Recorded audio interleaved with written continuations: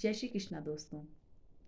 आज हम आपके सामने एक ऐसे विषय को लेके आए हैं जिसकी शुरुआत तो काफ़ी अच्छे ढंग से हुई थी, पर धीरे धीरे वर्तमान समय में इसके रूप में काफ़ी परिवर्तन देखने को मिला है।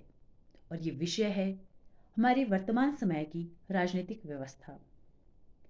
पुराने समय में हमारे देश में राजाओं महाराजाओं की राजनीतिक व्यवस्था थी, जिसमें एक देश का मुखिया एक राजा होता था और बाद में उसका बेटा स्वतः ही उस देश का अगला राजा बन जाता था और पूरे देश पर, पूरे राष्ट्र पर उसका एक छत्र अधिकार होता था।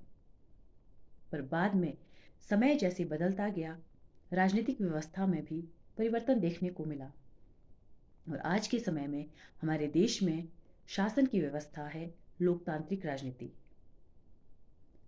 वैसे लोकतांत्रिक राजनीति को सबसे उच्च कोटि की राजनीतिक व्यवस्थाओं में गिना जाता है, परंतु आज के समय में इसके रूप में बहुत से परिवर्तन देखने को मिले हैं। इसमें जो दो कमियां हैं वो है दलीय राजनीति और जातिगत राजनीति। दलीय राजनीति का अर्थ है कोई राजनेता, कोई नेता या फिर किसी राजनीतिक दल में काम करने वाला कोई भी व्यक्ति उस राजनीतिक दल के प्रति समर्पित होता है, पर यह समर्पण पूर्ण नहीं होता। जहां उसे अपना फायदा दिखे, अपना अच्छा दिखे, वो वहीं पर अपने राजनीतिक दल को छोड़कर किसी दूसरे दल में चला जाता है और यहां से जन्म लेती है राजनीतिक दल में दल बदल की व्यवस्था, जो कि काफी गलत बात है। और दूसरी जो राजनीतिक व्यवस्था में एक और बुराई है वो है जातिगत राजनीतिक व्यवस्था, जिसने दलीय राजनीति से ज्यादा गंभीर रूप वर्तमान समय में ले लिया है।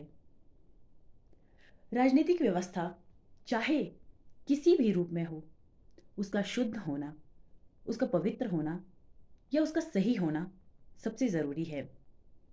आज के नेता लोग, चाहे वो एक छोटे से राजनीतिक दल का हो, चाहे किसी बड़े राजनीतिक दल का हो, चाहे किसी गांव का मुखिया हो या किसी बड़े राजनीतिक दल का कोई मंत्री क्यों ना हो, जब तक वो अपनी राजनीति में अपनी जाति की बात ना कर ले, अपनी जाति को सामने ना लाए, तब तक मानो कि उनकी राजनीति होती ही नहीं है।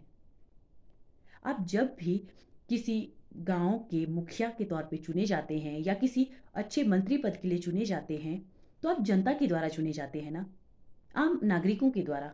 हम और आप आपको चुनते हैं। फिर आप सिर्फ एक राजनीतिक दल में एक जाति को लेकर कैसे चल सकते हैं?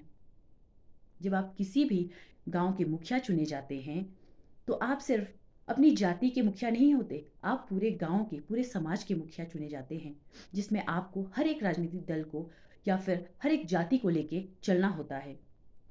जब आप देश के मुख्य प्रधान नेता चुने जाते हैं, तब भी आप किसी जाति से संबंध नहीं रखते। उस समय भी आप पूरे देश के नागरिकों के, चाहे वो किसी भी जाति से क्यों ना संबंधित हो, उनके नेता कहलाते हैं। इसलिए अपनी राजनीति में इस तरह की ओछी हरकतें करना बिल्कुल भी सही नहीं है। आप अपनी जाति को आड़े लाकर समाज को, अपने गांव को बहुत से वर्गों में बांट रहे हैं। कोई इंसान उसकी जाति से बड़ा नहीं होता। आप चाहे ब्राह्मण हो, आप चाहे क्षत्रिय हो, आप चाहे शूद्र हो, आप चाहे दलित, कुछ भी हो, आप अपने काम से बड़े बनते हैं। राजनेता आज के समय में अपने गांव समाज की, अपने देश की, अपने प्रदेश की मेन समस्याएं जो हैं उनको नज़रअंदाज करके किसी दूसरे विषय पर, जिससे उन्हें ज़्यादा लाभ मिलता हो, उस पर चर्चा करते हैं, या फिर किसी राजनीतिक दल पर या उनके विरोध में, या फिर अपनी जाति पर या किसी दूसरी जाति के विरोध में। क्या ये है वास्तविक लोकतांत्रिक राजनीतिक व्यवस्था? नहीं। एक छोटा सा उदाहरण ले लेते हैं।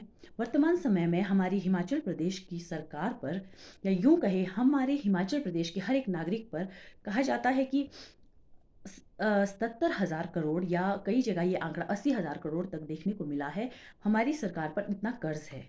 तो उस हिसाब से हमारे हिमाचल प्रदेश के हर एक नागरिक पर 1 से 1.5 लाख रुपए तक का कर्ज है। क्या हमारे प्रदेश का हर नागरिक या प्रदेश का हर एक राजनेता या फिर किसी गाँव का प्रधान ही क्यों ना हो, क्या वो ये सब बात जानते हैं? बहुत कम ऐसे होंगे जिन्हें इतना या इस बारे में कोई नॉलेज होगा। बड़े लेवल पे तो चलो मान लिया कि हाँ, हमारे प्रदेश के जो बड़े लीडर्स होंगे उन्हें पता है। लेकिन क्या हर एक गाँव के प्रधान को या हर एक गाँव के वार्ड मेंबर को या हर एक गाँव के उस सदस्य को जो ग्राम पंचायत से संबंधित है उसे जानकारी है? नहीं। हम लोगों को जानकारी है अपनी जाति की, हम लोगों को जानकारी है अपने राजनीतिक दल की।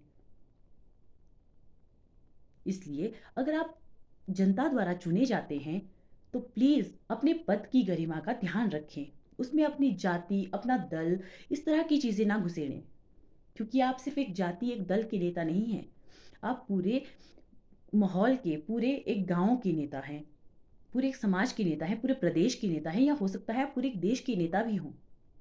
अगर आप में इस तरह के गुण होंगे, तभी तो आप भविष्य में एक ऊँचे पद पर पहुँचने के काबिल होंगे। आप अपनी जाति से ऊँचे नहीं होते।